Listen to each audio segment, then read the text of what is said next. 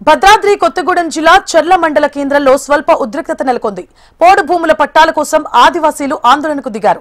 ప్రధాన రహదారిపై బైఠాయించి నిరసన చేపట్టారు. ధర్నా చేపట్టిన తిమిరిగూడెం ఆదివాసీలకు అండగా చర్ల మండలంలోని 16 గ్రామాల గొండి ఆదివాసీ తెగకు చెందిన వారు మద్దతు పలికారు.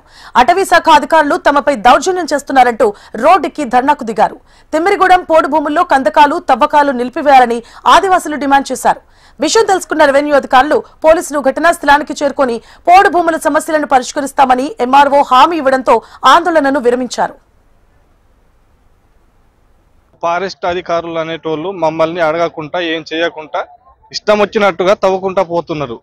ఎందుకంటే మేము కనీసం 40 సంవత్సరాలు అవుతుంది కదా, అప్పటి నుండి బతుకుతున్నాం కదా. మాకు ఓటు హక్కు ఉన్నది, ఆధార్ కార్డు ఉన్నది, రేషన్ కార్డు ఉన్నది, అన్నీ ఉండగా కూడా ఇప్పుడు ఫారెస్ట్ వాళ్ళు మీ భూమి కాదు అనేసి అంటున్నారు.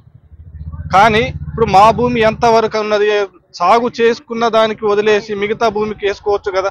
సాగులో ఉన్న భూమిని కూడా దౌర్జన్యంగా ఇట్లా లాక్కొని మీకు హక్కు లేదు, ఆధారాలు లేవు అంటే ఇది ఎంతవరకు కరెక్టో ఇంకా వాళ్ళకే తెలియాలి.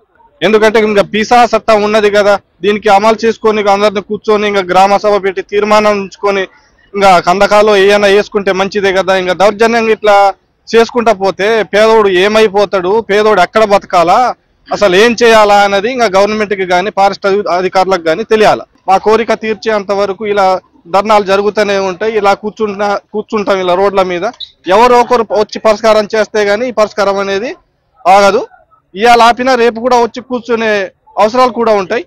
ఇప్పుడు ఖాళీగా ఉన్న భూముల్ని చేసుకోమనండి. ఇప్పుడు వ్యవసాయంలో సాగులు ఉన్న భూమికి కూడా పత్తిని కూడా వరిని కూడా లెక్క చేయకుండా ఇప్పుడు దాన్ని కందకాలు తీసి మొక్కలు వేస్తామంటే ఇప్పుడు ఎక్కడ బతకాలా ఆదివాసుడు? ఏం తినాలా? డబల్ వద్దండి, త్రిబుల్ వద్దు, మాకు మా భూమిని మాకు ఇవ్వమనండి, చాలు సంతోషం.